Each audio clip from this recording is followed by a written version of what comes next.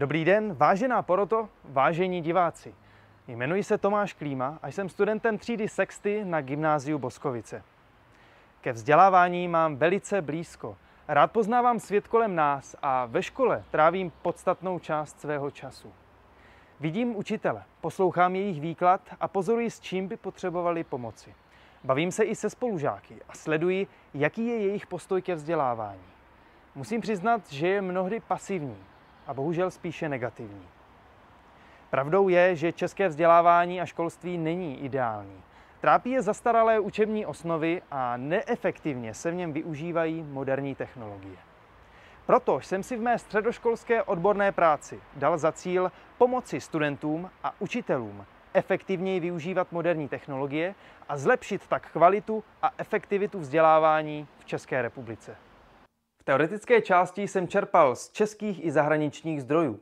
Četl jsem akademické texty v angličtině, české odborné články i výzkumy. Z dat České školní inspekce vyplývá, že čeští žáci chodí do školy nejméně rádi oproti všem zemím Evropské unie.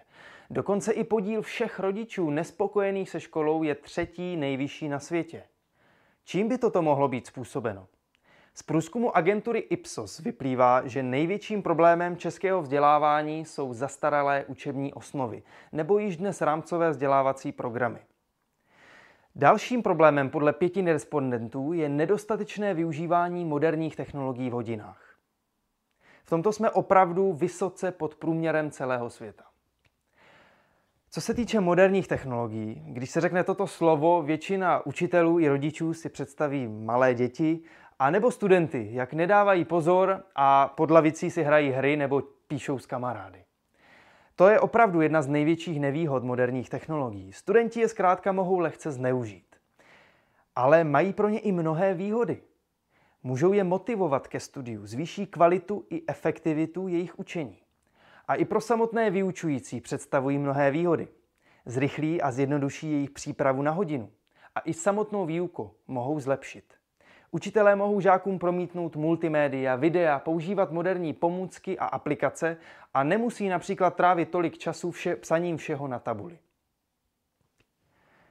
Jedinou nevýhodou je, že trvá, než se člověk naučí moderní technologie používat.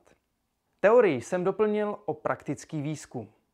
Vedl jsem osobní rozhovory s učiteli na gymnáziu a také jsem provedl empirické šetření formou anonymního dotazníku. Vyplnilo jej přes 200 studentů, což je téměř polovina všech žáků na gymnáziu. Mimo jiné jsem zjistil, že existuje obrovský rozdíl mezi tím, v jaké míře používají studenti moderní technologie doma a tím, jak moc je používají ve výuce v hodině. Dále jsem se ptal, jak moc moderní technologie studenti zneužívají. 50% z nich se přiznalo k tomu, že alespoň jedenkrát denně moderní technologie v hodině používají k účelům, které s výukou nesouvisí. A nakonec mě zajímala otázka efektivního učení. Ptal jsem se studentů, zda si vybavují, jestli se o něčem takovém ve škole někdy učili. Polovina řekla, že si nic takového nepamatuje, ale 73% studentů by ocenilo se něco takového naučit.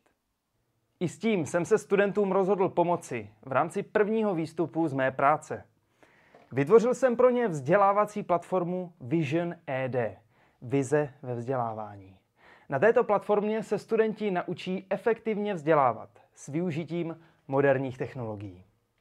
Vytvořil jsem design, logo platformy, celou webovou stránku naprogramoval a vše publikoval na platformě visioned.cz. Ptáte se ale, co přímo na platformě naleznou? Je to kurz, který vysvětluje mou metodiku efektivního učení SAKRA. Tak jsem to pojmenoval, aby se to dobře pamatovalo, ale ve skutečnosti písmena této metodiky označují proces celého postupu efektivním učením. Setup znamená vytvoření a nastavení pracovního prostředí a učebních pomůcek. And capture, to je sbírání informací a zápis na hodině. Při fázi recall se studenti učí, jak si zapamatovávat látku efektivně. A poslední krok, archive, slouží k tomu, aby své poznámky studenti nezahodili, ale uchovali si je. Nikdy neví, kdy se jim budou hodit. Například v lekci recall se studenti naučí, jak se efektivně učit. Vysvětluji jim metodu takzvaného aktivního opakování nebo sebetestování.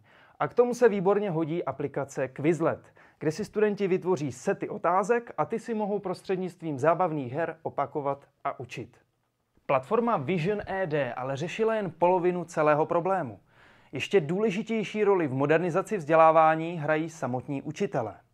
Ti samozřejmě ví, jak se vzdělávat a jak učit, s tím já rozhodně radit nemůžu. Co ale by mohl být problém, je využití samotných moderních technologií. Zde by učitelé mohli potřebovat pomoc.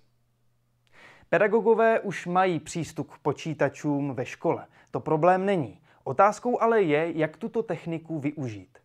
Existuje nepřeberné množství všemožných pomůcek a vychytávek, ale ne všechny jsou kvalitní. Proto jsem se učitelům rozhodl pomoct a vytvořil jsem přehled kvalitních technologických pomůcek pro vzdělávání. Všechny pomůcky jsem vybral, aby byly jednoduché, kvalitní, zdarma a dostupné v češtině. Rozdělil jsem je do 2 kategorií. Univerzální, vhodné pro učitele všech předmětů, a specializované, které se dále dělí na jednotlivé předměty užití.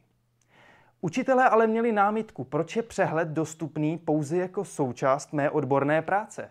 Proto jsem využil stávající platformy Vision ED a vytvořil nový web učitele.visioned.cz. Zde učitelé najdou celý přehled. Je interaktivní, doplněný o návody použití ve výuce, o jednoduché informace a rozdělený podle všech kategorií. Například zde pro učitele jazyků. Zde doporučuji všechny aplikace a ke každé aplikaci je zde odkaz a obrázky, takže si každý učitel může tento nástroj okamžitě otevřít. Jenom vytvořit tyto 2 platformy ale nestačilo. Nedokážu si představit studenta, který by jen tak nějakou takovou vzdělávací platformu navštívil. Už jenom to slovo vzdělávací studenty odrazuje. A proto jsem pracoval i na propagaci a distribuci projektu. S kamarádem na sociálních sítích zveřejňujeme edukativní obsah. Platformu Vision ED jsme testovali s žáky a zapracovali jejich zpětnou vazbu. A podařilo se mi zařídit i spolupráci s ISIC Česká republika. Naše videa dosud nazbírala tisícovky zhlédnutí a i díky tomu platformu Vision ED navštívilo přes 400 uživatelů. Celý kurz dokončilo již 100 lidí. Do budoucna budu dále pracovat na zlepšování obou platform. Již teď natáčím videolekce do kurzu pro studenty a přidávám nové pomůcky a kategorie do přehledu pro učitele. V této práci jsem ale pracoval pouze s moderními technologiemi ve vzdělávání. Ty samotné naše vzdělávání nespasí. Je důležité tyto pomůcky kombinovat se stávajícími standardními učebními postupy, které jsou rovněž velice důležité, a naše vzdělávání modernizovat komplexně. Na závěr bych chtěl dodat, že vzdělávání v České republice je kvalitní. Jak jsem ale ukázal, jsou oblasti, kde je potřeba větší iniciativa a zlepšení.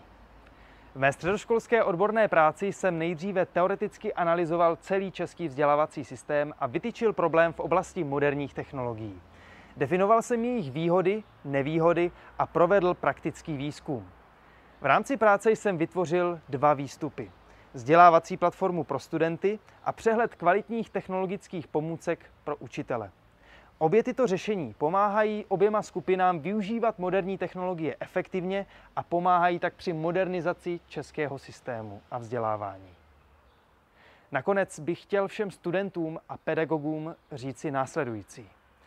Vaše role v naší společnosti a pro celou naši budoucnost je nesmírně důležitá. Děkuji vám za pozornost.